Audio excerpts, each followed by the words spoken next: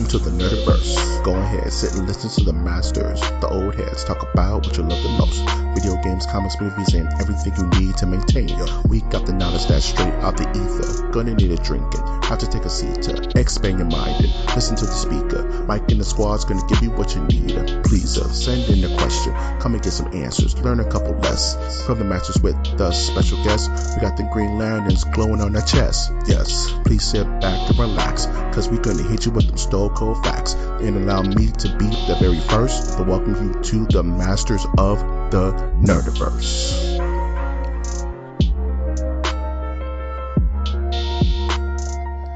Welcome to Masters of the Nerdiverse, where we always have such sights to show you. I'm, of course, your host, Mike G.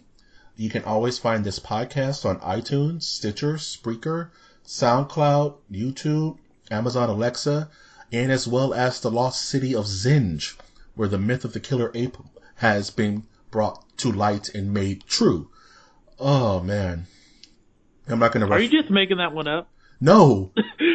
It was in a history book one time. Okay. I'm like, I always try to wonder, where are you getting these from? Like, I understand some of the references, but some of them are just way above my pay grade. No, man. I specifically do references for maybe like 3% of the listeners, and if they get it, that's great. And if they don't, that's awesome as well, because they're like, is that real? And they look it up and find out what I'm talking about. But yeah, just know that Amy wants raindrop drink. That's another hint of what I'm talking about. Oh, man. Okay. Yeah, it doesn't make sense. It's like, you remember that movie The Cell with Jennifer Lopez and Vincent D'Onofrio and Vincent D'Onofrio or whatever. Yeah, man. Like, if someone went into my head, it'd be rough, man. It'd be nothing but funnel cake and weird movie references. Be dancing around. People wouldn't make it. It'd be like Last Action Hero. You know what I'm saying? Where you're just walking down the street and see the cop from Terminator 2. Yeah, it'd be like that. As you can tell, I've never seen The Last Action Hero. What? Just by the we'll go. Oh, blasphemy! We need a movie night. You know what? We're gonna do an audio commentary to Last Action Hero. There, I'm calling it. We're gonna watch it together and do audio commentary. Just throw it up on a Patreon. Last Action Hero, Big Little China, or whatever that was called. You've never seen Big Trouble in Little China? No, I've seen clips of it, but it's like, oh man, I feel like Professor X when he's screaming, like my mind. I can't wrap my brain around that. Yeah, haven't seen Gremlin 2. Gremlins 2, the new batch. Oh, you're breaking my heart. Oh, we have so many. Yeah. I have such sights to show you, my friend. I've seen that. Yes, we got some movie nights lined up. You just set us up for 2018. Oh, gee. We're gonna have a very busy year. Oh man, I'm so hyped for this show, man. It's good to be back. Thank you for coming back, of course, Winter. Thank you for definitely coming back, man. Oh man, to the Nerdiverse, as it were. You know, it's like you walk into the cave and like the ground is wet, but it's like not moist. It's weird. And then you come onto tile, and then you're in the Nerdiverse. I don't know. I see. It's an experience, and you have to take your shoes off like in a traditional family setting. Take your shoes off before you walk into the Nerdiverse. Oh man. So how you been, man? How's everything going? I'm doing pretty well. In regards to my nerd side of life, I bought the season pass for Call of Duty. Yo, duty calls, huh? Yeah, and it's like I've been playing that for a while. During the Black Friday sale, they also had Rainbow Six Siege up for grabs for you could buy the complete bundle, which was like $80, and you can get it for $30 or something like that. Yeah, and get that. I've been waiting to get it, and I was like, why do people think this game is so hard? Because I won the first 3 matches, Right. and then the 4th one was like all like pro players, shoot me through little holes in the wall. I'm like, oh, okay, now I see. Yeah, they give you the first 3 for free, and then it's like, welcome to Dark Souls. And you're just like, what? Right. You just get sniped from like a... Welcome to the real world. Welcome to the real world. Bullets hurt. Oh, that's dope, dude. But besides that, there's also... I'm getting back into a lot of... The listeners won't know this, but I've been into Dungeons and Dragons for quite some time. D&D, man. Yeah, and I'm slowly getting back into it, just reading news reports, and yeah, it's very interesting stuff going on over at Wizards of the Coast. Man, I have a buddy who's like, Mike, you should really be a dungeon master because you have such a crazy imagination. You can just kind of go and you should write a campaign. I'm like, man, I don't even know where to start with something like that. You don't want to play my game because it wouldn't be fair. It'd be dumb and have like we're all based on like Lord of the Rings style times, but you just find a flux capacitor. Like what? Everyone just leave. That's not canonically sense. I can't roll a natural 20 on a freaking, flux capacitor. What will it do? Right? Yeah. Well, Crazy I was like that when I first started because I've always been a dungeon master. It was like a good 2 years of every week playing for an hour, 2 hours of Dungeons and Dragons. So you get good with improv skills, right? Because you can have an adventure set up, but you have to learn how to move the story along, right? And have actions that are meaningful for the player characters, but they're not so game altering that they make you have to write a whole new adventure right there. Yeah. And so it's a great balance. That's cool, man. Yeah. It seems like a really like if you're a writer, it would seem like a fun little exercise, right. Not to write yourself into a circle. You know what I mean? Right. Oh man. I can't remember. There's like some writer. No, I'm just making that up. Never mind. No, it's okay. This is the improv. Just let it rock. Some writer. Like, did you know? Some writer uses the Dungeon Master Guide to write a novel. I was going to say something like that. Did you know that Evil Things was based off a Dungeons and Dragons campaign? Stephen King just ripped it off. Now I remember where this came from. This is a Vin Diesel movie that came out where he's a witch hunter. Oh yeah, I remember that weird The Last Witch Hunter or something like that. Yeah, that's based off of a D&D character that he had. That's so I've heard. Awesome. Yeah, I heard he's a real big D&D head. Yeah. So yeah, man, I want to be a fly on the wall on like a D&D campaign and just kind of watch how that rolls out. You know what I mean? All right. I would love to do that. Like, I would recommend. I would recommend checking out on Wizard of the Coast YouTube channel. Okay. They have clips of like the writers of Robot Chicken playing D&D. You know what? You just gave me homework for the next podcast, man. I appreciate that. Because it's something I've been dipping my toe into the water of for maybe like little on 3-4 months now. And it's just like, I really want to know how this thing works, like how the math of it works and like how it's kind of operates. So I'm going to be watching a couple of, watching Twitch because I know they have a lot of D&D campaigns on Twitch. Yeah. So watching some famous people get loose on that. Right. There are some boring streams, I do have to say, of D&D because but if you watch the ones by Wizards of the Coast that has Penny Arcade connected to it, that's them. It's kind of like a whole show altogether. Okay, it's very cool stuff. Now, if you want to go deeper down the rabbit hole, you'll find out that Dungeons and Dragons is not the only tabletop. Right. There's also Pathfinder, which is a whole debate, like which one's better, or like it's very. This could all be like a whole nother episode to talk about. Yeah. That's crazy, dude. Yeah. So, yeah, you just giving me homework, so I'm definitely going to be checking out the Wizards of the Coast.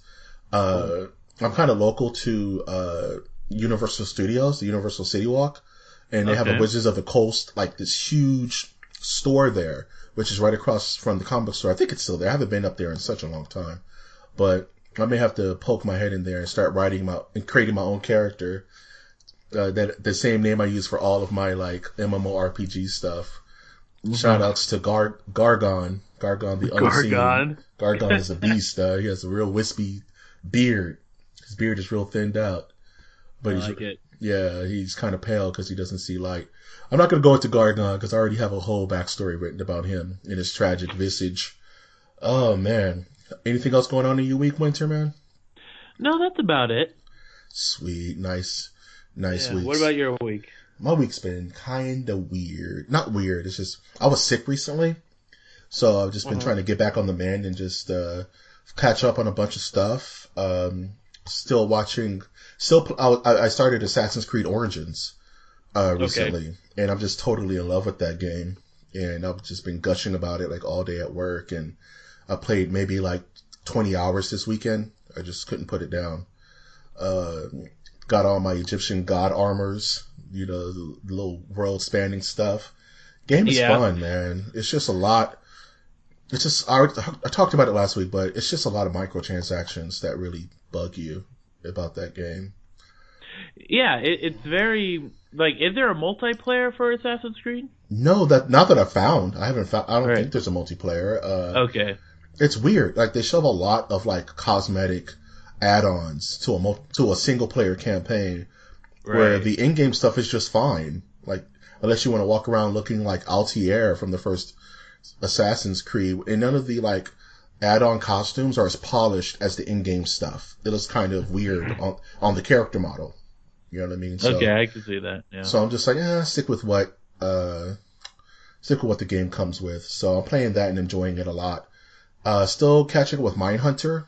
That show is so dense that I can only watch a little bit at a time. And I'm like, ugh, it's heavy. It's fried chicken smothered in gravy heavy. It's just like, ugh. I can see that. So You're definitely are gonna blow a gasket if you eat too, like if you watch too much of it or something like that. Yeah, it starts weighing on you. You're like, man, I need to do something, man. I'm gonna watch like Happy Tree Friends or something. I gotta brighten this up. I say that, but I binged the whole show on Halloween. So it was Halloween, so you get a pass just on that. Man, I watched like pretty much all of the Friday the 13th on Halloween, and it just was like, nice. Yeah, man, I kind of want to buy a machete now. No, I'm just kidding. No, I bought the machete though, but it was on sale. It was Black Friday. It's surprisingly cheap to get a machete. It's really cheap for a weapon that is like very dangerous. So like that, it's like I'll give you $15. Got it. Now you're Jason. Get you a cheap little hockey mask, from the Y or from a surplus store. You're in there, man. Right. Your dreams are now real. Other than that, I caught up on Dragon Ball Super. For some reason, I've been like, all right, where did I leave off? All right, here. I'm going to just watch them all and catch all the way up to what's going on. Man, that show is weird. It's right. Were you a Dragon Ball head growing up or? Yeah, I think we talked about like the game that for the PlayStation that you had to like get a special spring for. Yeah, GT Final Bout.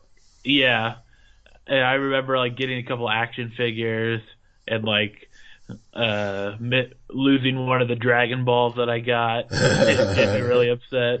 Oh man, yeah, man. It's just the show is like, it's like Dragon Ball. If people, Dragon Ball is like one of the most well-known anime ever. It's like there's a big emphasis on power level and like how strong the other person is and over 9,000 and all that fun stuff. Right. But this season or the series is like trying to blur that line and make everyone even kill, which is kind of weird. It's like characters that shouldn't be able to hang with other characters now do, because they're kind of doing away with the whole power level superiority. You know what I'm saying? So it just makes the show feel weird, and the animation is very spotty, and you can tell when they boosted the money and when they kind of laid back.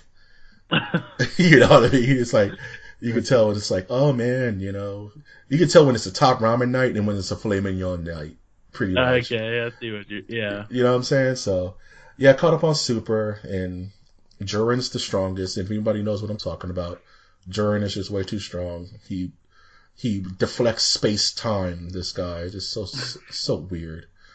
Now, let's claim it right now before they get the idea. But I think that they should come out with a Dragon Ball Z MMO.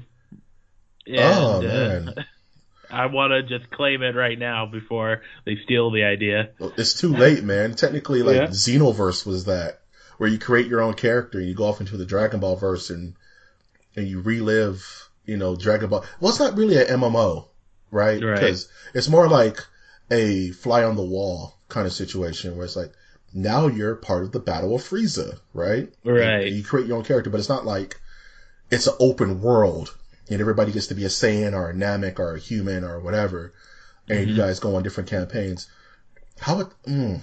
We're getting Dragon Ball Z Fighters, which is a 2D fighter, which I love.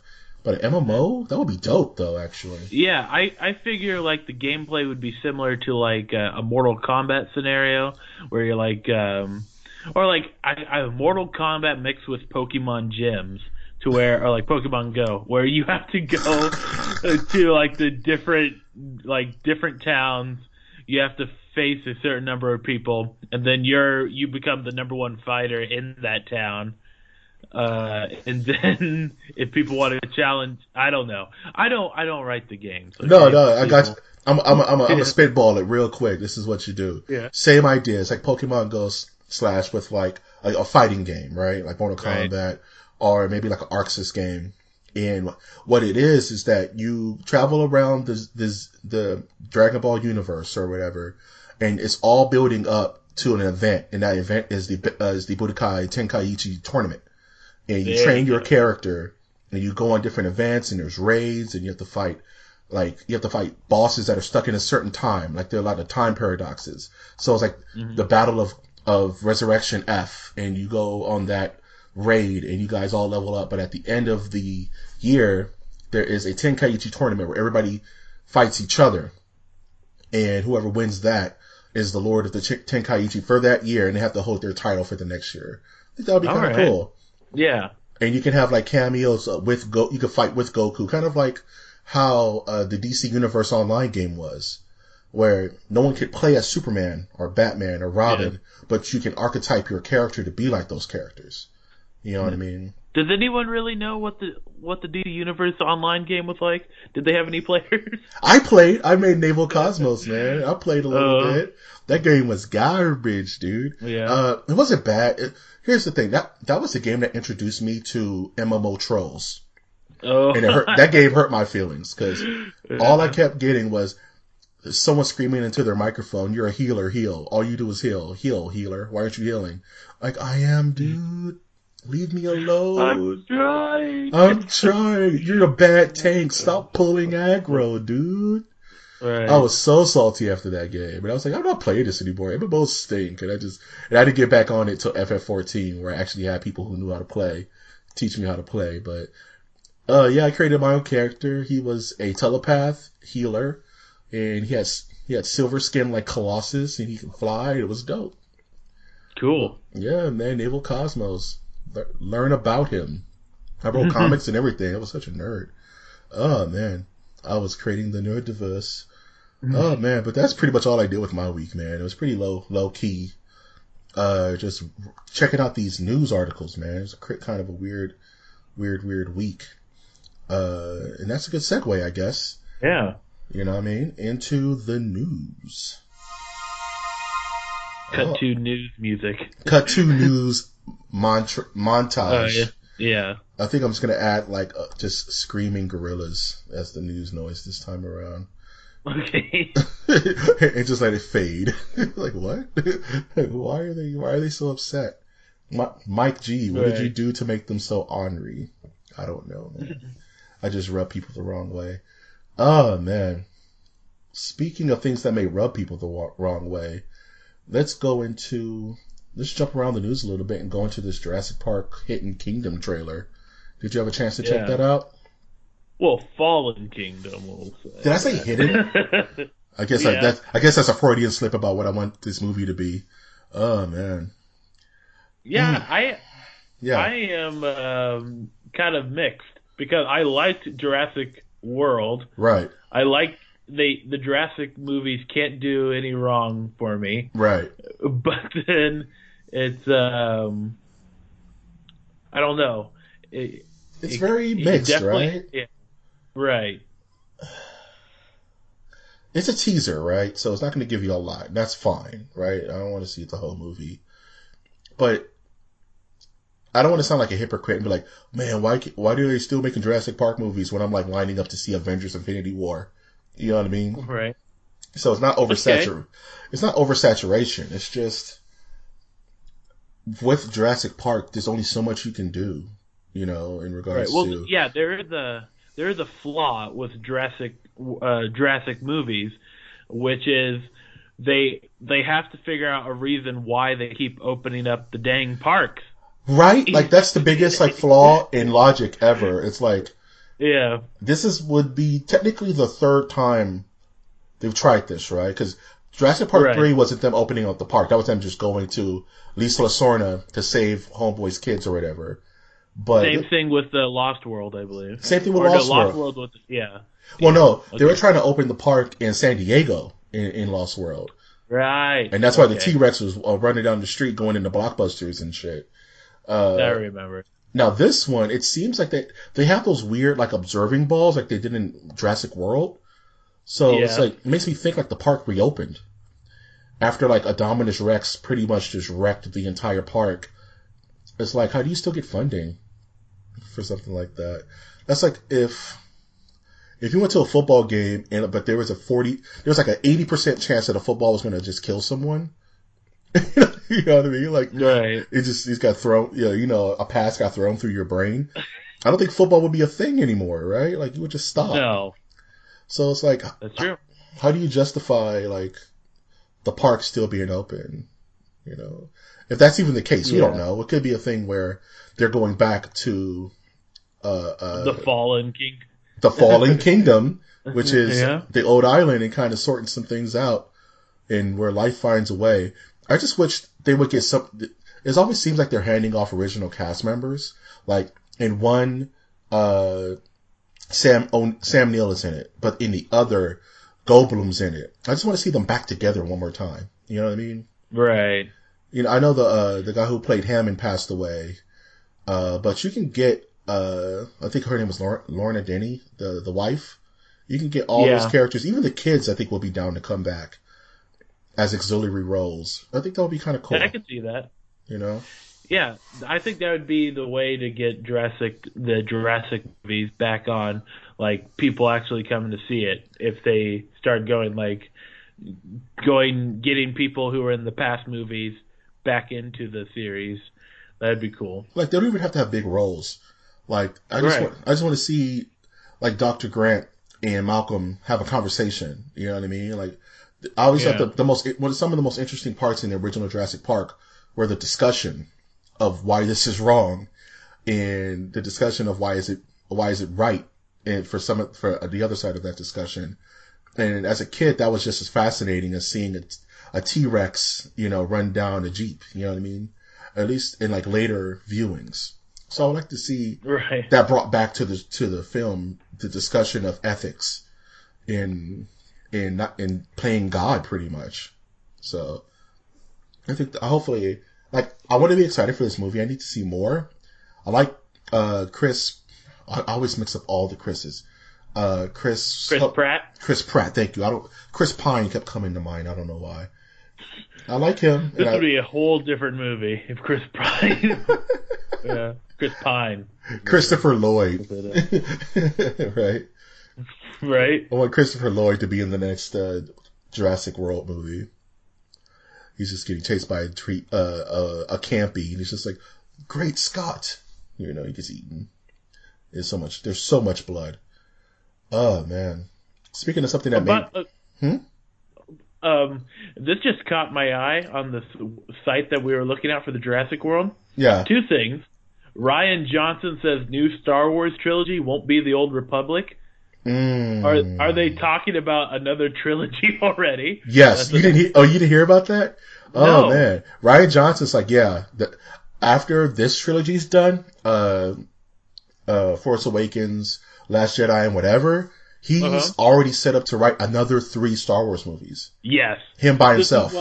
This is what I've been waiting for. I've been telling people that I can be satisfied if every year they come out with a Star Wars movie, and I know it's kind of sound hypocritical because it's like I get tired of superhero movies, but it's like Star Wars I can watch. Like I could be okay if they sell out because I will watch it. It's like they already have my money. Man, I don't think you're gonna have any problems with that.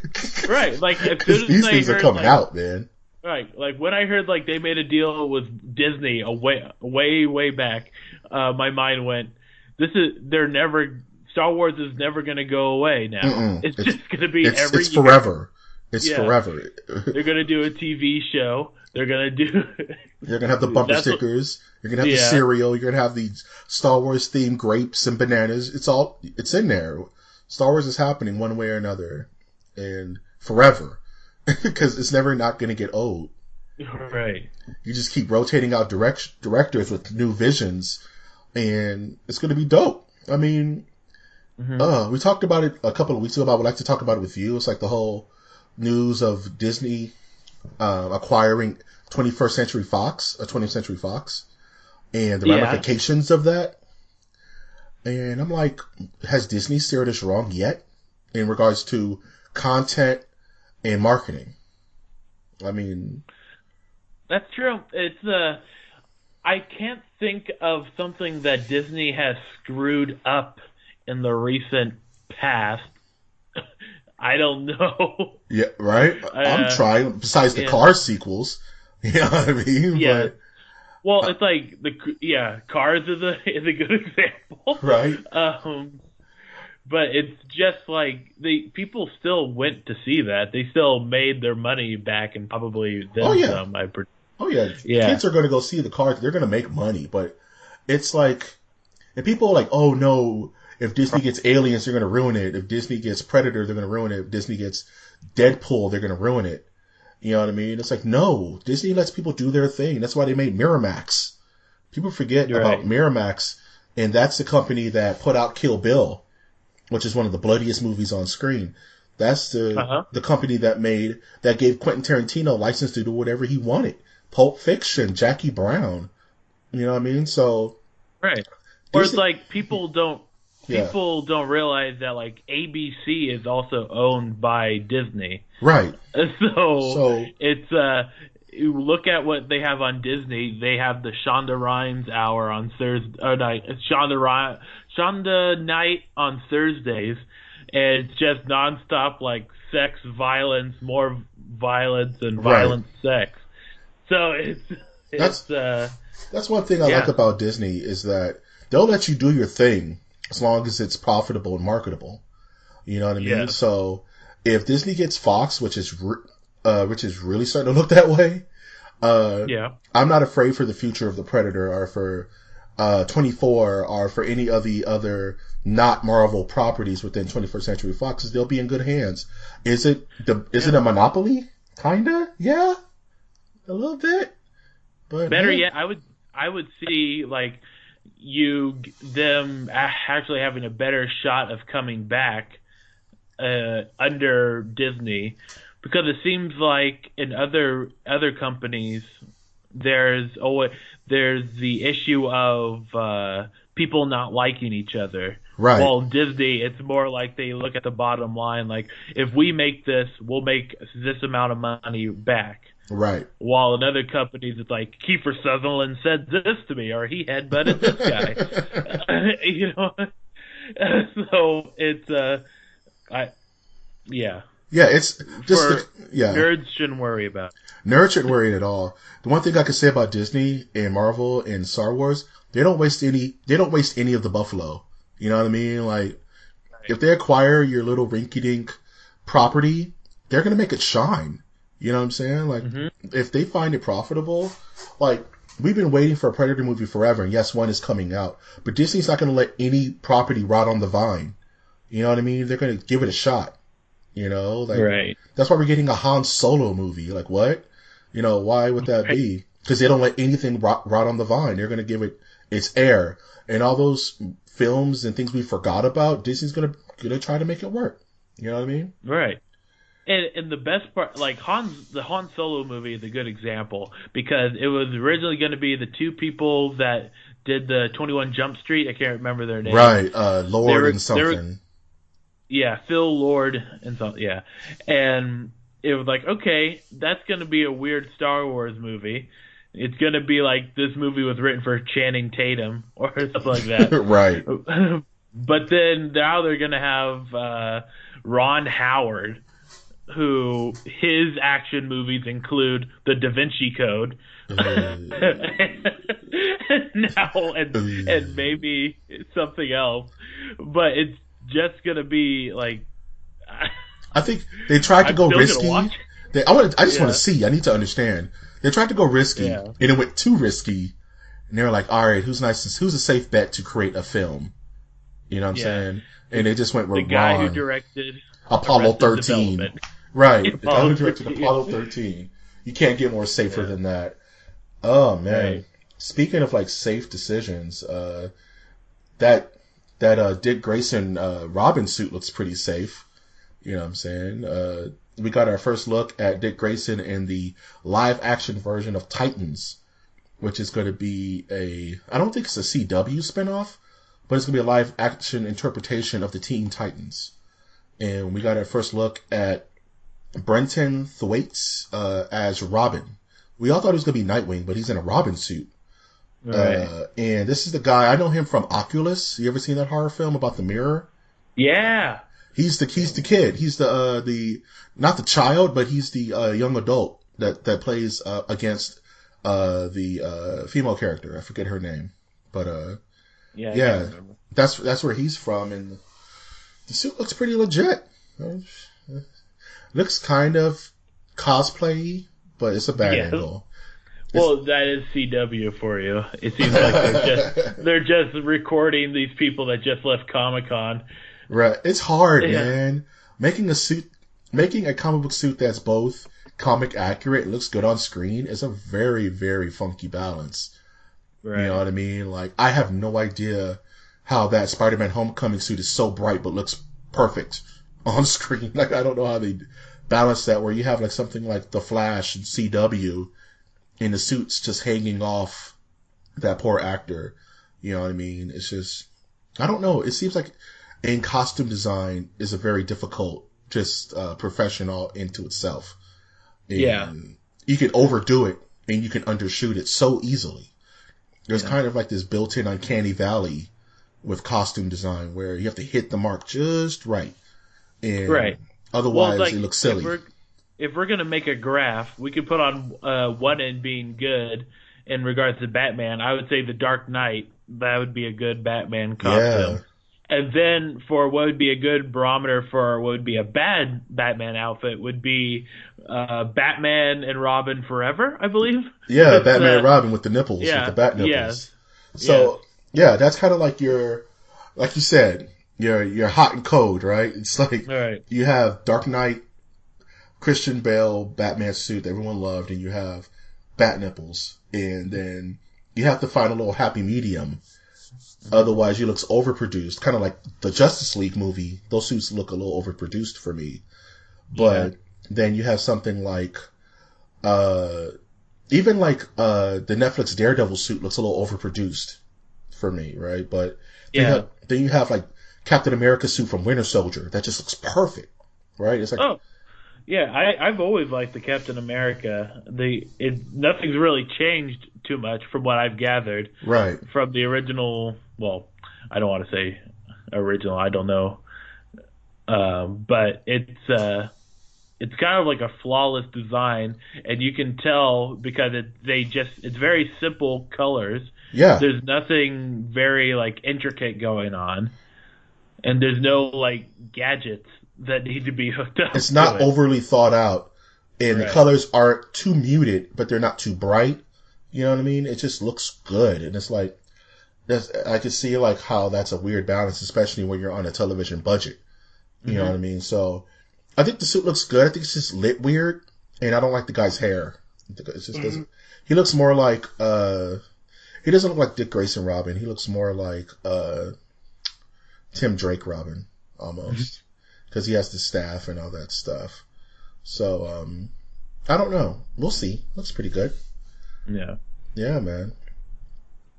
Another thing that looks pretty good is that My Hero Academia game was announced, and it's an anime I've been following because it's really, really good. And they're coming out with like a arena fighter is what they're coming out with. Fighting game. Yeah. Oh man, the only reason I want to mention it is one, if you're into anime and like things like Dragon Ball Z, Naruto, Bleach, One Piece, then you're gonna love My Hero Academia. It's pretty much, I pitched it before on the podcast, but just real quick, if you don't know what I'm talking about, it's Naruto meets the X-Men, pretty much. Okay, that's pretty cool. Yeah, it's find that. It's like if the Avengers created a high school and everyone with superpowers went to this high school to learn how to be a hero. That's pretty much the storyline of My Hero Academia, and it's just so well written, and it speaks to the hero archetype so well, and it harkens on all the forms of comics from the 1950s to the edgy 90s to now. It's such a good indictment on the superhero genre. So I definitely recommend watching My Hero Academia, the anime. It's on Hulu, I think, or Crunchyroll or something like that. But this game is coming out, and I'm going to buy it because I'm a mark for this kind of stuff. Dude, my worst anime purchase, video game-wise, was Bleach Resurrection on the PS3. And that game was garbage, dude. Ugh. Yeah. It's kind of like a Wild West for anime games. I must imagine. It's like name three really good anime games. Well, you've got yeah. Let's move on. Speaking of anime, Cooper? That's not anime. It looks like anime. Yeah. Don't let it fool you. It's not anime. Speaking of anime, did you check out that Batman Ninja trailer?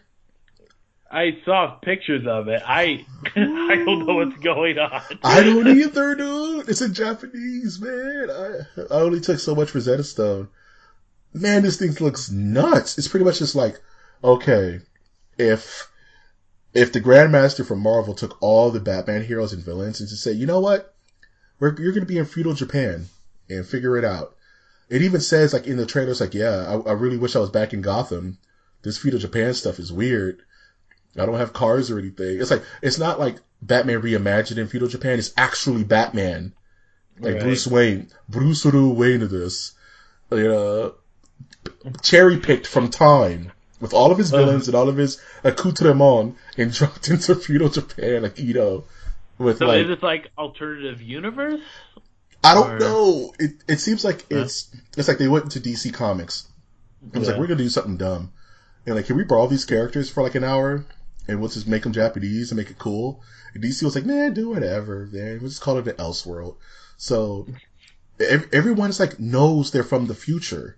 So it's not like everyone's like, oh, I'm the Japanese version of Deathstroke. No, it's Slade Wilson. And he's in the past now, and he's dealing with it. It's like, this thing looks sick, dude. It's like, it looks pretty dope. And Joker's there. And you see like Japanese, like samurai / ninja versions of all Batman's rogues gallery, like Two-Face and Killer Croc. And you see like Damian Wayne and Nightwing as like ninja assassins. It looks bananas. Right. It just looks bananas, dude. Like, I'm so hyped for this thing. And I have no idea what it is. Yeah, they kind of took an idea that I had of like putting like Batman into the Wild West. Yeah. Yeah, but I won't hold it against them. Nah, man. Can you imagine? Okay, what's your favorite Western? I'm just curious. Oh, Outlaw Josie Wales. Okay. I was gonna say Tombstone or The Quick and the Dead. Let me change my answer. Tombstone. Tombstone is godlike, dude. Okay. Yeah. Tombstone is my absolute favorite Western. I was thinking, like, Yeah. man, can you imagine like a Quick and the Dead scenario, but with Batman characters, like a Western. Everything goes back to fighting games with me. It's like a Western fighting game where all the characters are like, it's like Western Spawn. It's like this version of this character in his entire universe sucked into a time frame. You know what I mean? Right. Like medieval Batman. What would that look like? Or like, forget Batman. Maybe even a Punisher, like a Western Punisher. That would be. That was pretty like cool. That was like Billy the Kid, man. Yeah. That was like that was Wyatt Earp. Wyatt Right. Earp was the real life Punisher. That. Oh man, and Punisher is such a character where you can fit him anywhere. It'll make sense. Like a man on a vengeance trail is a tale as old as time. You know what I mean? And the Punisher would just fit like a glove anywhere. But man, this trailer, dude, and it's animated. It's the first time in a long time I've seen like computer animation look good. Like in a weird way, like not Pixar-y. Right. That's true. It looks different. Like it's like a video game cutscene that's just a whole movie. You know what I mean? Right. Didn't Attack on Titan kind of mix the like some 3D imagery? I can't recall. I think there was some like shots where the anime was mixed with like 3D backgrounds and it looked like a 3D spin, like when the 3D maneuver gear was used. I think they incorporated some, but it was very subtle. You know what I mean? It was mostly still anime, but there was like CG touches. You know what I mean? Right. Like sprinkles of CG in the show, which made it look super good. I love Attack on Titan, man. That's my joint. Yeah, I haven't seen the second season. Me neither. I fell off on that. I need to get back on. Yeah, I have to prepare myself. There's a lot of yelling going on. Man, times are rough, man. Yeah. You know, at Wall Cena, you know, ain't nothing sweet, man. You could be eating dinner and the Titans. I guess I have to run now, you know. Oh, man. And this brings us to the news of the week, man. Dun, dun, dun, dun, dun, dun, dun. I don't know what that was. Oh, man.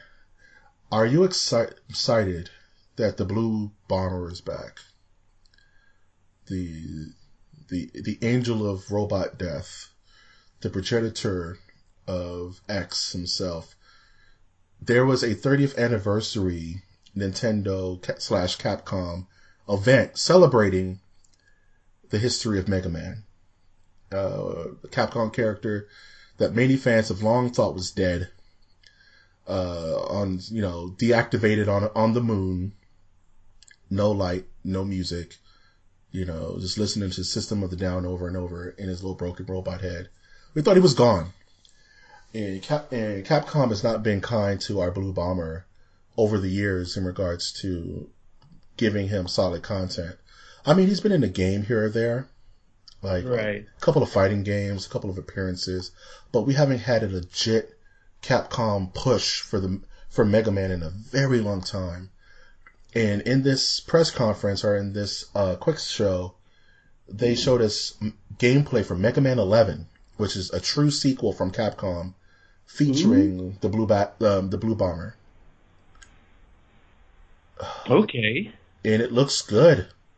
It looks like old school Mega Man, but it has like a HD, not 3D, but like 2.5D look to it. And it looks really polished. It looks very, very, very sharp. Like there's a actual art direction for it. Yeah, I could see. I've never been a big fan of Mega Man. Mega Man, dude. Mega Man. But I do see like this would be a good game for the Switch, Nintendo Switch. It's another reason for me to buy the Switch, man. Yeah. You know? But then I like to have money in my pocket, so you both, man. It's like I can't pull the trigger on the Switch, and you know what? It's sad because Mario Odyssey is a game of the year. Legend of Zelda is a game of the year. Metroid Prime 2 is on its way, which I'm buying it for that. I'm playing Metroid Prime 2. It's just what's happening. And now we have Mega Man 11. Oh, it's like a renaissance, man. It's like a Nintendo renaissance going on with this Switch console. And it's like, take my money. It's like, I take my money. I'm shoving it into Nintendo's face. Like, yeah. Oh, man. Mega Man. I was a big Mega Man kid growing up because I used to like drawing them because it was such a simple design.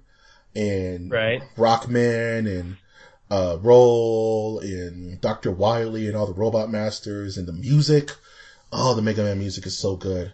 So I hope there's a lot of good remixes in this new game that they're blessing the masses with. And nice. I'm completely hyped. Like, I just want to play good Mega Man, and I know a lot of people out there feel the same way. So and plus, on top of that, they announced that all of the Mega Man X collection is coming to modern consoles next year as well.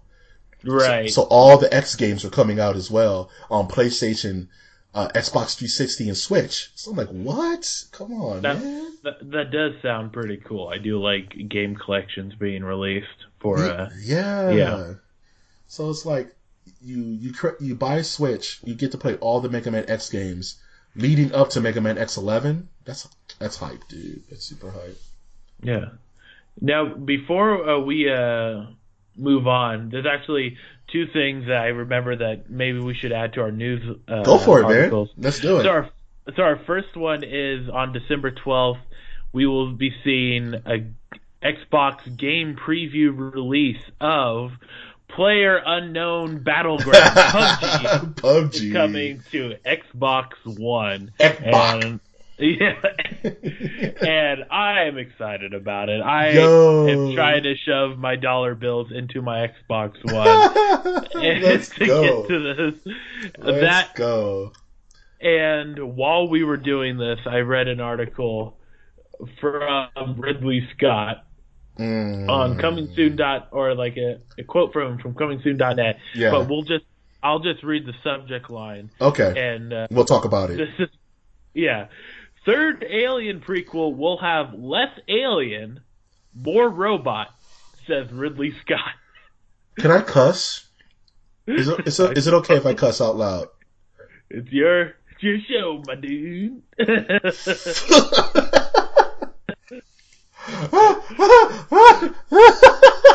Sorry. I'm sorry. Pizza Hut announces there will be less pizza at the Hut. Right. People are wanting more meatball subs at Pizza Hut. What is why? This is the full quote. We are going to make another.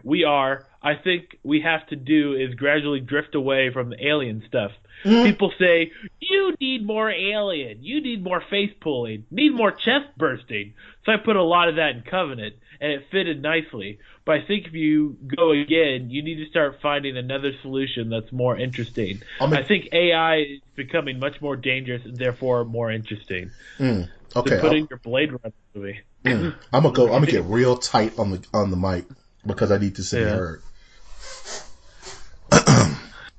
If you don't want to make an Aliens movie, don't call your future movies fucking Aliens.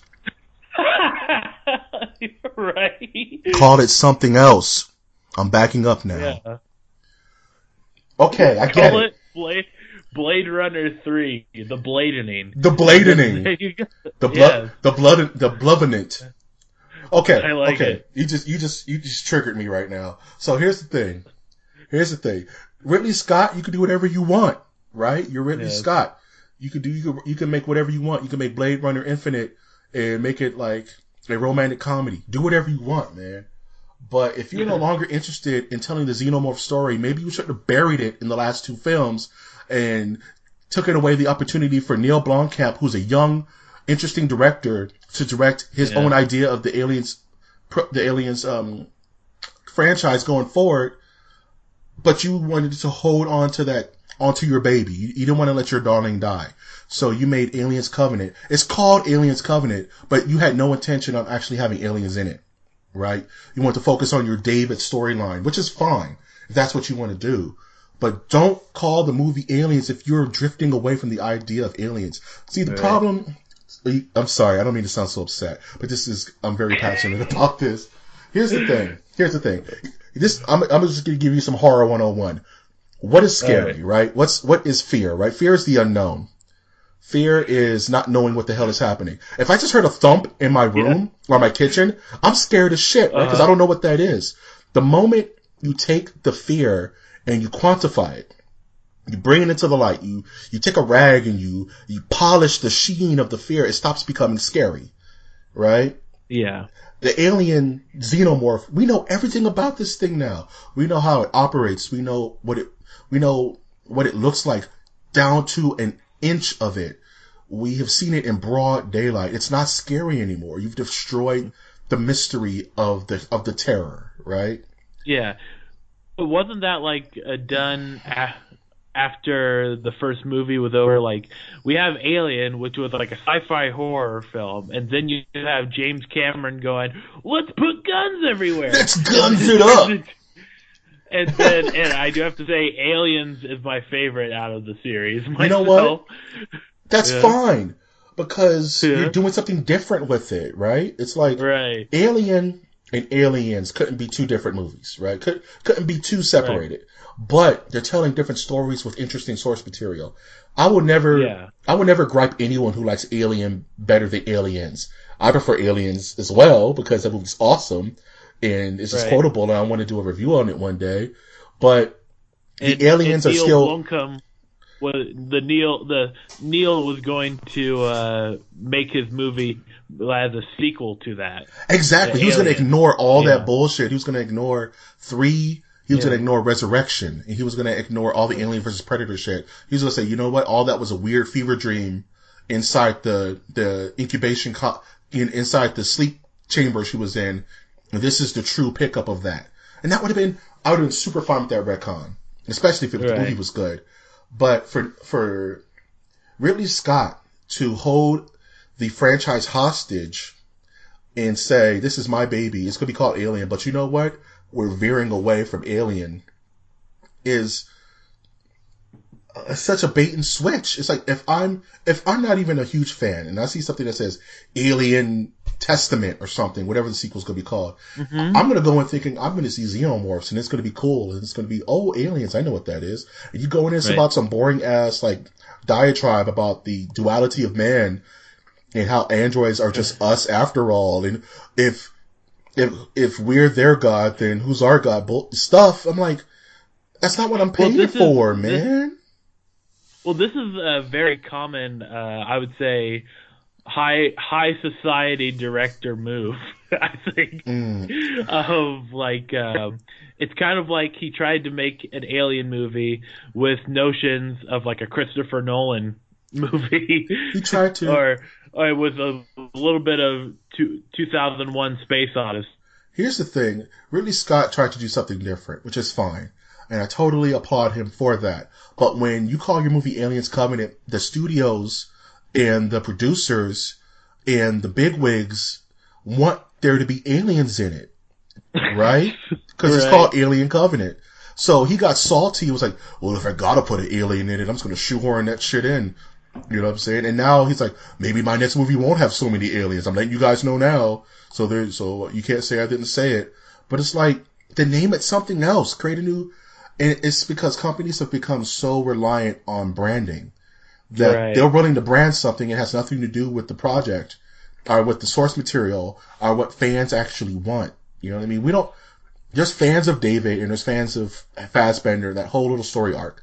That's fine, let them be. But don't mix your seasoning salt with my ice cream over here. You know what I'm saying? Like, keep that shit separate. I do have to say, like, the Alien series, it is the AIs in the universe have been connected with, like, Alien in almost with the xenomorphs. Right. Because in almost every film you have an AI trying to get its hands on it. And absolutely. Then I do like the prequels and the way they handle, like, turns out it's the AIs who actually released this on human beings or whatever. Like, one of them, a spoiler alert, Right. created the xenomorphs the way they are now. But yeah. But it's still, I do agree. Like, it is ridiculous to start thinking about how there could be a movie just of Fassbender. Right. And it's like the major problem is that we know that we know that at all, right? Right. The monster is supposed to the monster has to have some level of mystery for you to be wondering what's happening. You know, fear is uncertainty. Fear is not, oh man, Jason Voorhees was, yada, yada, yada, and now he's back from the dead. It's like, it's too much backstory for something that's supposed to shock you. Well, it's like he's going a different route. He's going for no longer horror. It's now just going to be sci-fi. Yeah. Science fiction with a sprinkle of, like, look at that alien burst out. It's dope. Because people label Alien as science fiction. But technically, Alien isn't science fiction. It's gothic horror. You know what I mean? It's a weird setting for an otherwise, Ghost in the House movie. You're in this strange setting, and it's brilliant because you're isolated. You can't just leave. In space, no one can hear you scream. So it's the haunted house movie extracted and taken into an environment where there's no escape. And you're in this dank, beat-up spaceship that's creaking and leaking and making weird noises. And there's an evil terror in the darkness that you can't see. And you have to somehow survive a creature that will technically destroy your ship if it bleeds too much. So how do you fight this thing? They weren't soldiers. They were like trashmen in space. They didn't have anything really to defend themselves. And then you take it a step forward and say, how do you fight this thing with munitions? How do you fight this thing with trained soldiers? And it becomes fruitless because they didn't really do anything. You know what I mean? You take this mysterious creature and you keep adding layers of content on top of it to where it just stops becoming scary. It becomes a joke. It becomes a caricature of itself. And now that you've done that, you want to focus on something that isn't known, which is like you mentioned earlier, which I liked, was the inclusion of droids, or artificial humans, as Bishop would say, have been along the way the whole time, right? Yeah. And that's cool, because you had, in the first one, I forget his name. What was the name of the droid in the first one? Jeez. I can't remember. But he goes haywire. There's Bishop, who's a G. There's Call from Resurrection. You know what I'm saying? And then you have David. And I think that's fine, but you don't make a part of your story the whole story unless you just do a different story. And there could be a quote-unquote alien cinematic universe where all you want to do is focus on the android side of the politics, but let someone else do Alien. Don't just kill it because you've run out of ideas with it. There's plenty of young directors and screenwriters and regular writers who would just kill it, right? Who would just figure out something interesting to do with these loved characters. Yeah. And for him to have the gall to say that. Like Neil. Right, like Neil. Neil did you see any of the screenshots of what he was planning to do? Yeah. It looked so dope. It looked good. I was like, what? It looks so good.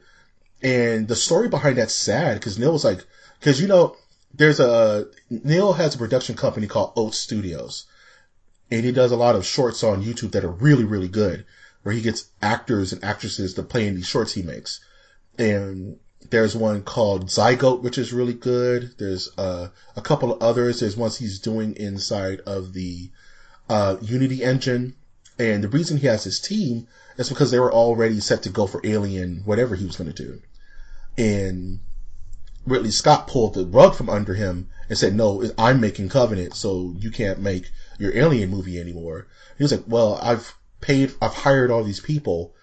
I've hired stunt coordinators and digital effects guys, and we're ready to go. And they're like, no, just you have to wait until Ridley's done seeing his vision, his new trilogy.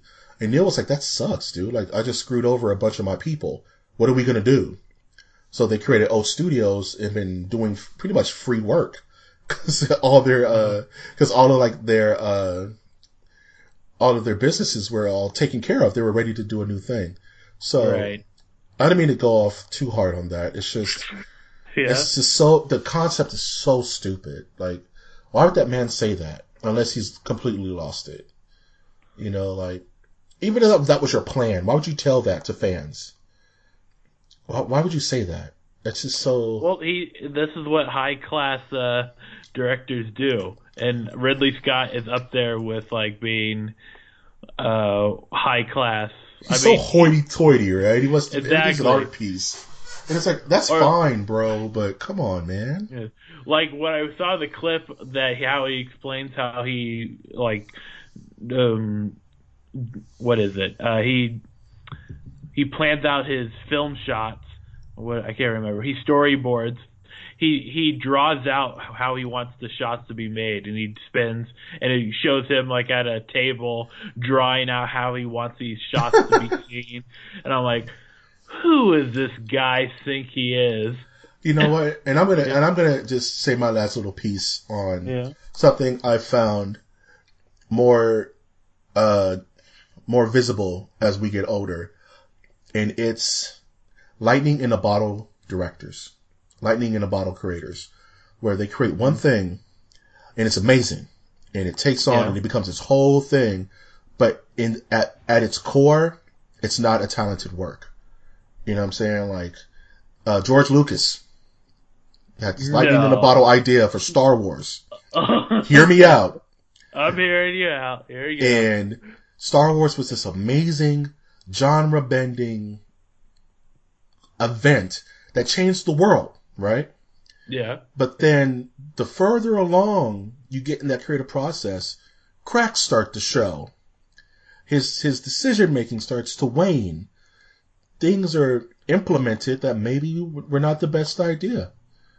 And you start to wonder, was this guy ever truly that talented? You get to the prequels, which were all him, right? Yeah. And it's like, as hype as we were, we just couldn't pass. We couldn't give a pass on the poor directing. We couldn't give a pass on the flood of CG. We couldn't give a pass on the poor direction. And we're like, what's happening? You know, our beloved franchise and our beloved creator are horrible. Maybe he should kill his darling and let someone else do it. And I mentioned earlier Dragon Ball Super. It's the same thing with Akira Toriyama. It's like, at its core, was Dragon Ball ever that deep? You know what I'm saying? Like, Ridley Scott, Frank Miller. These are all titans of their industry, and probably I'm pissing a lot of people off, but I feel like... How dare you, How dare you have an opinion? Don't you know George Lucas worked on Indiana Jones? Don't you know George Lucas is a god king? How dare you, sir? This is all blasphemy. Yeah. Now you're going to tell me American Graffiti wasn't a good movie. That's too... Okay. I choked on my pop right now, dude. Okay. Freaking American Graffiti. I'm just saying, man. That is gold where I come from. You know what? Those words get you shot. Yeah. Those words get you 5 to 10. Uh-huh. I'm just saying that maybe these guys aren't as creative as we thought they were. Oh, that's for sure. And that they've, you know... Yeah, well, they struggled so much to get their first movie out, and then it's a big hit, and then people go, okay, we'll let you do whatever you want, and then they go, anything? And then you get Jar Jar Binks. Or you get Matrix Reloaded. Or you get Matrix Reloaded.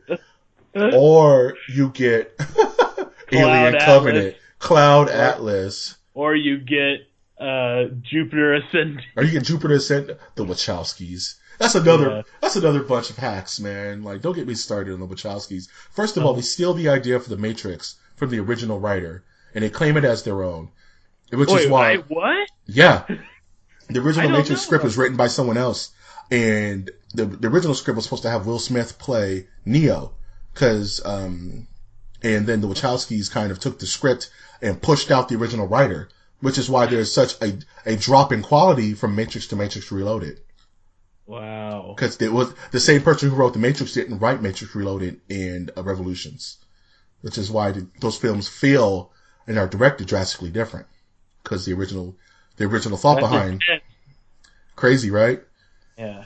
So it's like these people who've caught lightning in a bottle and built their entire empires on it, after close inspection and over years of choices, you come to realize that how deep was Star Wars if you really think about it. Like, don't get me wrong, Star Wars is one of the best movies of all time. I cried when I saw it with my father. It was a moment. But it's not Citizen Kane. I mean, it's not like, it's not, Barry Lyndon. It's a fun action film that came out and was awesome. And it was pretty much samurais in space, and that's dope. Oh my gosh! Am I breaking your brain? Am I triggering you? No, well, what you're supposed. Normally, what I do is like, well, you see, Star Wars is actually a reference to The Hero's Journey by Joseph Campbell. If you ever, it's like, yeah, you're right. You're right. But what I'm doing, and I'm being a bit facetious, is I'm extremely dumbing down intellectual properties that I feel are in way better hands with other people. And that's my whole point on this little tirade, is that maybe it's time for Ridley Scott to let go of Alien altogether and write his Android Awakening story and get funding for that and call it something else. Yeah. It could even still have ties to like Weyland Yutani and the Alien universe, but let someone else do Alien, man. Let someone else tell Alien stories. You know what I mean? Let someone else create Alien content. It's like with Star Wars. They had to pull Star Wars universe from Lucas's cold dead hands, Disney did. And he's still salty about it. Yeah. You know what I'm saying?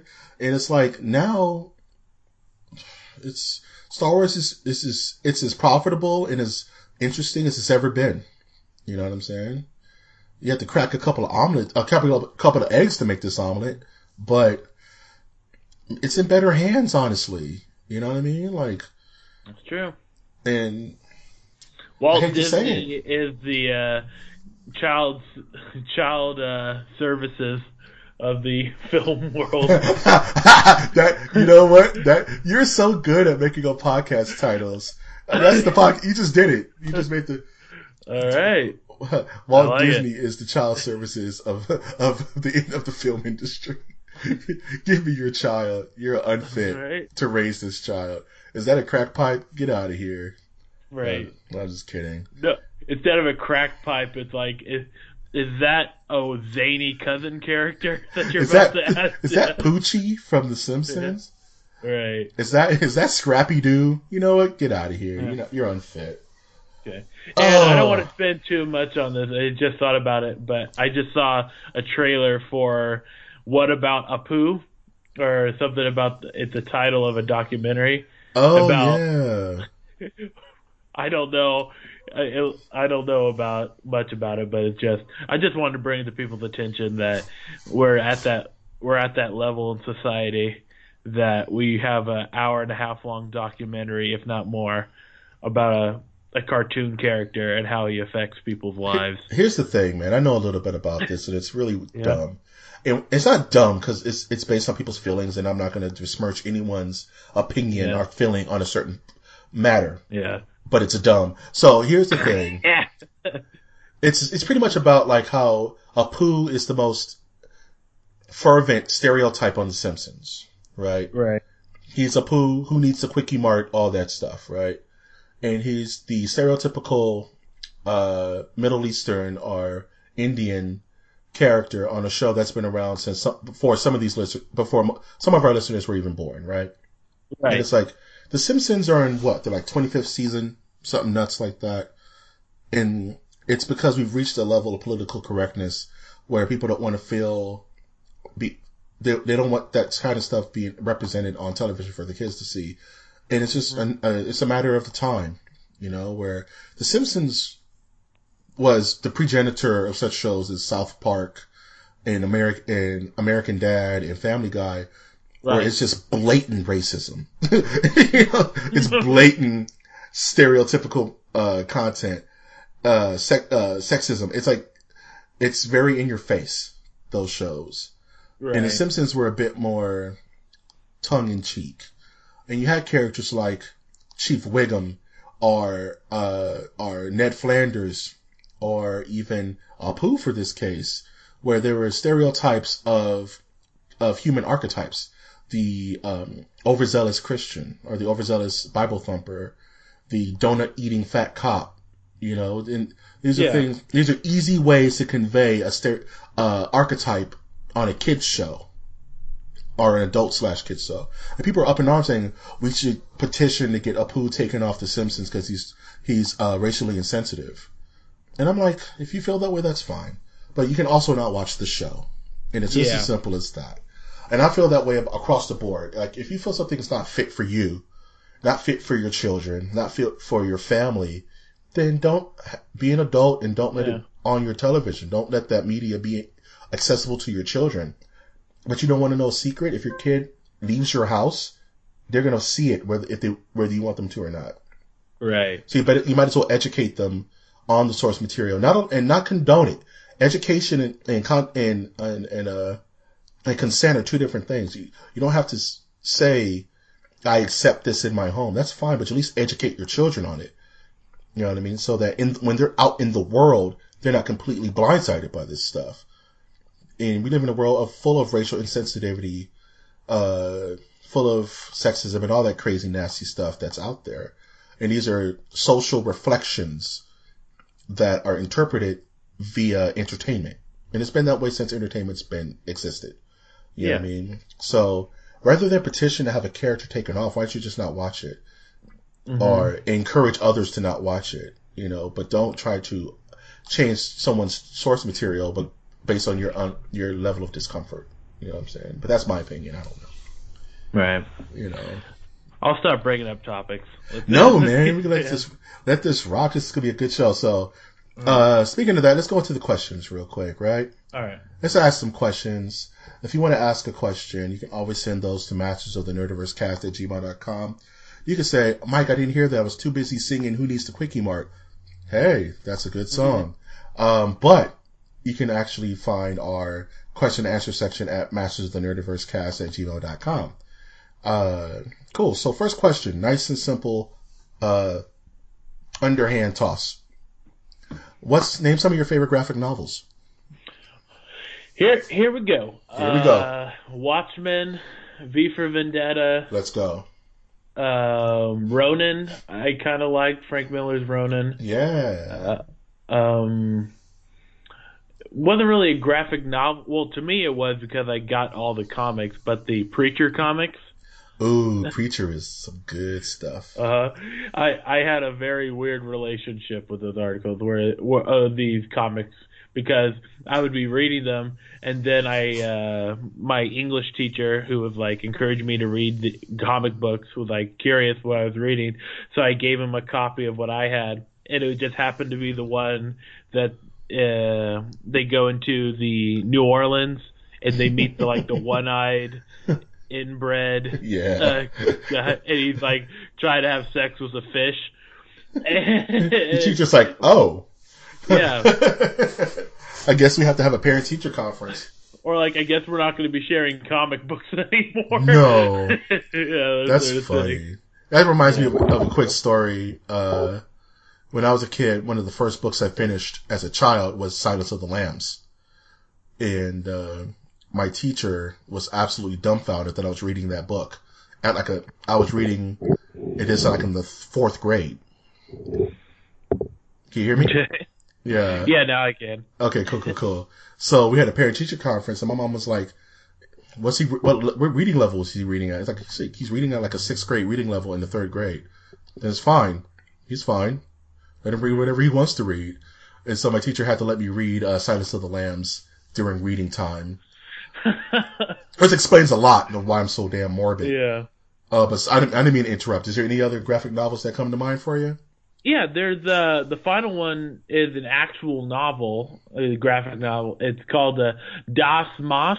Have you ever heard of that one? Yeah. That one's about the mice. That it's like an allegory for the Holocaust, right? Right. Yeah, that's a deep book, man. Yeah, and I thought it was so heavy reading it back in high school. Right. Look what I'm reading.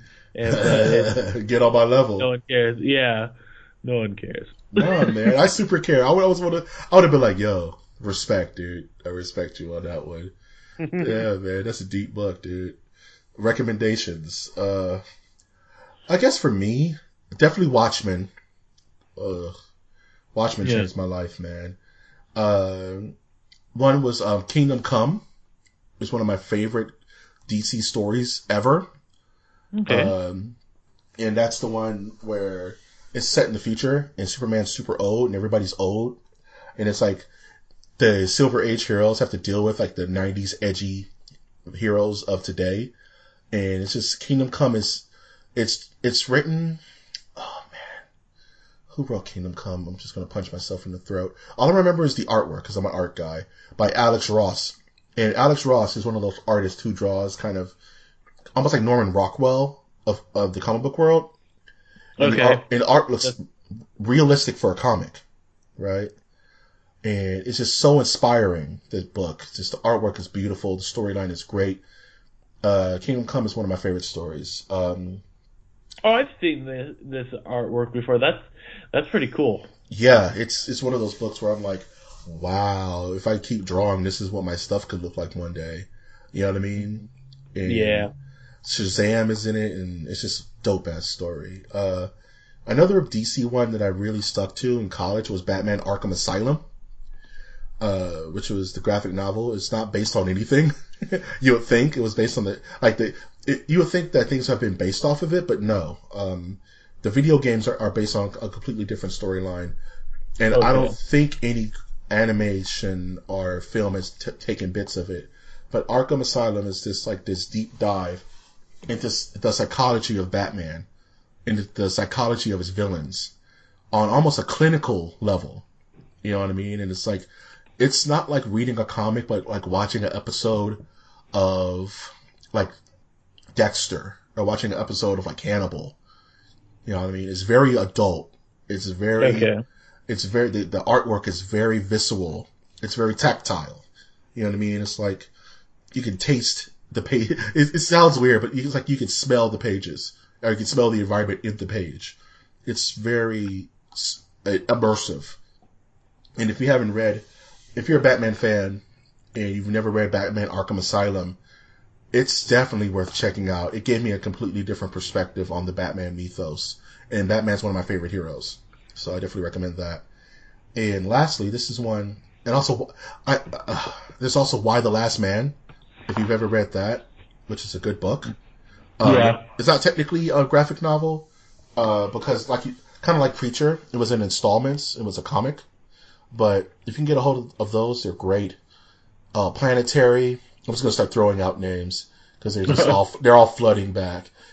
And the last one is this graphic novel called Pride of Baghdad, and it's really well written, Will Wheaton, where it's pretty much about there was a true event where during the bombings of Baghdad, one of the bombs hit a zoo, and a pride of lions got out and started walking around the city and pretty much messing with people. And it's pretty much telling the story from the point of view of the lions. And it's really a good read. It's very quick and it's very heartwarming and kind of sad, but it's just a graphic novel that I read in a comic book club once. Shout out to Jeffrey's Comics, you guys rule. And just one of those I would say pick up because you could probably get it cheap nowadays. You know what I mean? Yeah. I'll check it out. Yeah, it's pretty good. I think I've asked this question before. I'm coming across that a lot, but someone else asked it. But what video games that you weren't really thrilled about, but you feel that were saved by their art style? Oh, that's a good one.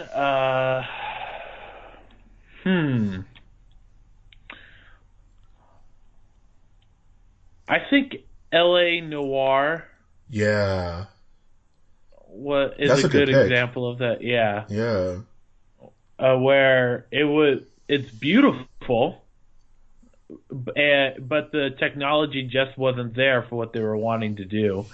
So I would have to go L.A. Noir, which is being re-released yeah. for VR and for regular gaming pleasure. And Yeah, the uncanny yeah, valley on that game is damn near perfect. It's too bad that the actual video game production company were such like weasels that they had to like dissolve their company immediately after. right. But the game is gorgeous. Like the facial mocap hasn't been done again since like Injustice 2. You know. Mm. But I'm trying to think of like another good example. Right. Well, I'll fire some off. You know, I think Borderlands to me is a game that's saved by its art style. Without it, it's kind of like a precursor of hero shooters like Overwatch and Team Fortress 2. I think Team Fortress was before that, but I can't remember. But I think if Borderwatch, if Borderlands didn't have its 2D cartoon style, the game wouldn't be as interesting. It just brings a whole new dimension to it. Okay, I think I figured it out. So it is, it's a combination of two games. It's, I think the Batman Arkham games were saved by their art, as well as the Assassin's Creed games. They both have, like, the issue where each game has the same mechanics. Right. And there's not a lot of changing going on with like how quests are done. So what they make up with is like you're following someone in a beautiful environment.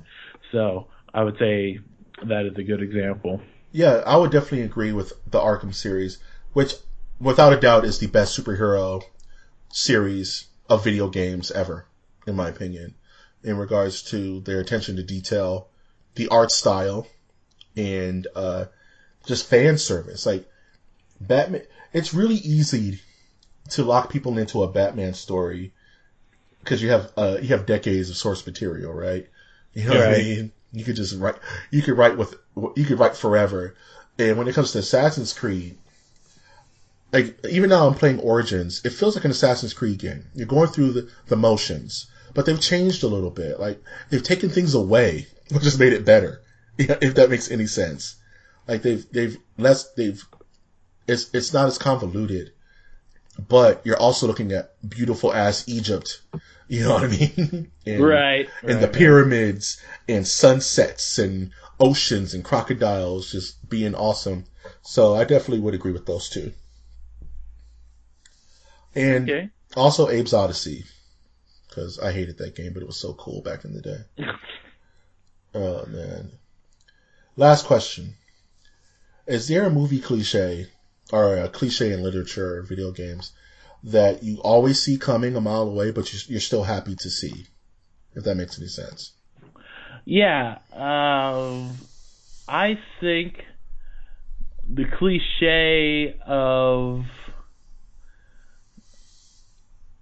I always like those movies where the guy is trying to get the girl, and so then he pretends to be someone, and then all this wacky stuff happens.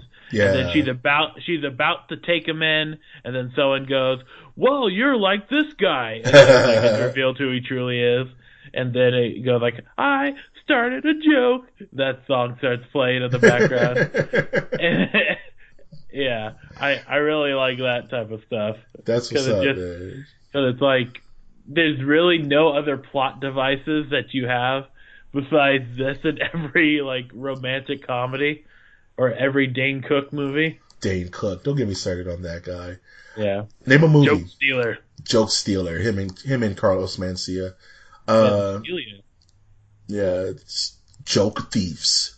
The movie. Yeah. Name a movie that you that best fits this the cliche that comes to mind for you. Okay. Oh no, I was just saying. I thought you were about to list. No. A cliche. A good. Like an example. Okay. Maybe. Mrs. Doubtfire. That'd be a good one. That's a great example, actually. Yeah, he was definitely not who he said he was. No,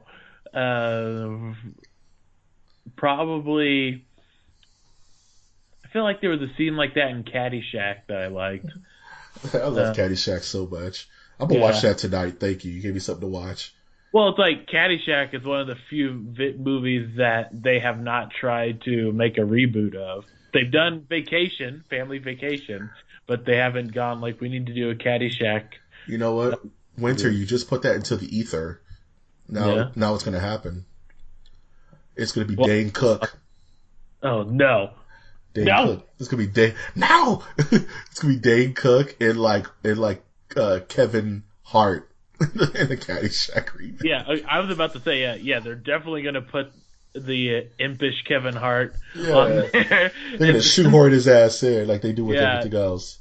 Jonah Hill is going to be in it. I picture. Okay, since I put in the Anna Faris is going to be in it for some reason. Yeah, well, it's definitely going to be a Seth Rogen film. Oh yeah, he's directing. Seth Rogen's directing. Channing Tatum is going to be in it. Channing's going to be in it. Off character, he's probably going to be the groundskeeper.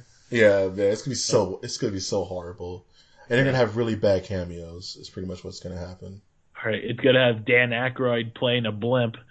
Playing an actual blimp. Yes, I feel bad for that joke. He's been struggling with his weight. So. No, man, he has that weird vodka that's shaped like a skull. He's all right. He'll figure it out. Have you seen that shit? Like he's selling like vodka that's skull shaped. It's so dope. I want skull vodka. Wow. Oh man, if I had to pick one, my favorite trope is the villain of the movie has been the hero the whole time.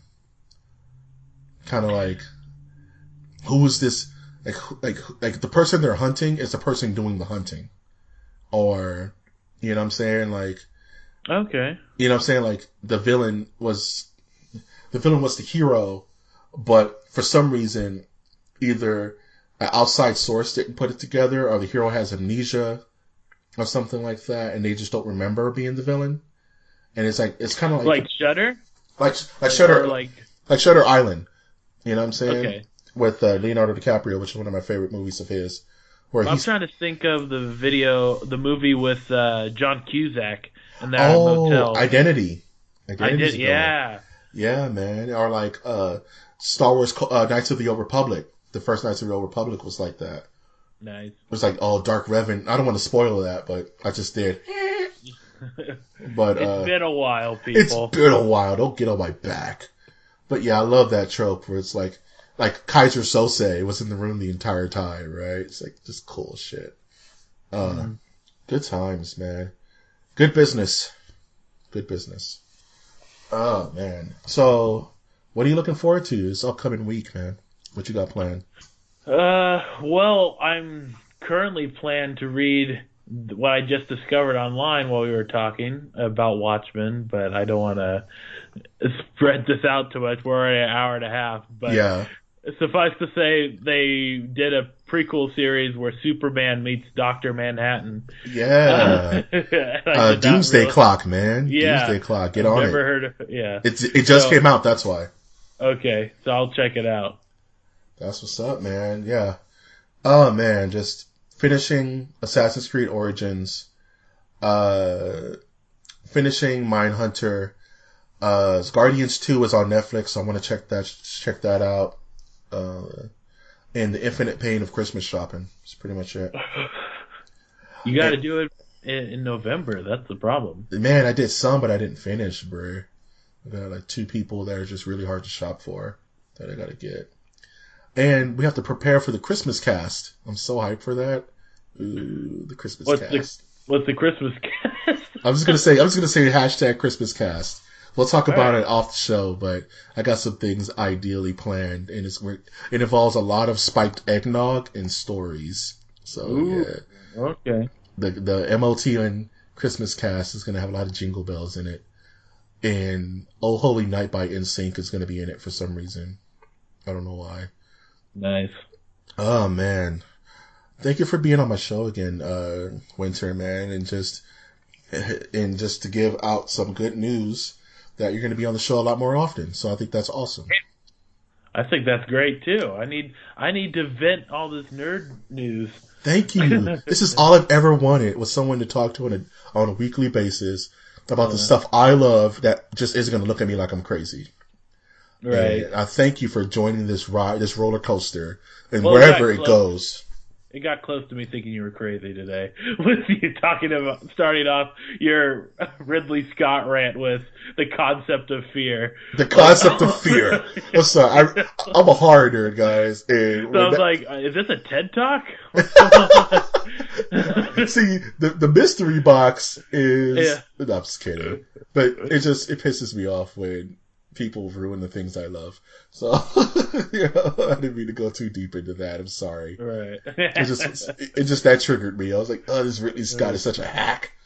Oh, right. Man. But definitely, I'm happy to have you on the show more steadily, and we're going to make magic, man. It's going to be dope. I'm super excited for the future of Masters of the Nerdiverse, especially going into the next year. I got some crazy stuff planned, and we're just going to have to wait and see. Got such sights to show you on this great channel, and we're going to make it do what it do. Spoken by the immortal damn it,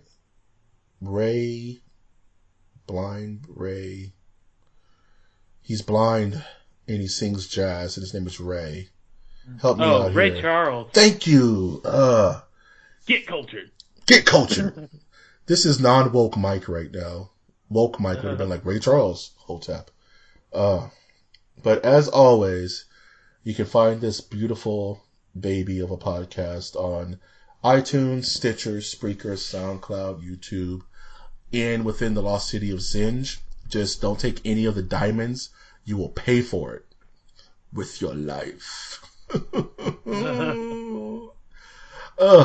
As always, I'm your host, Mike G, and I'm always happy to ask you to take that one step beyond.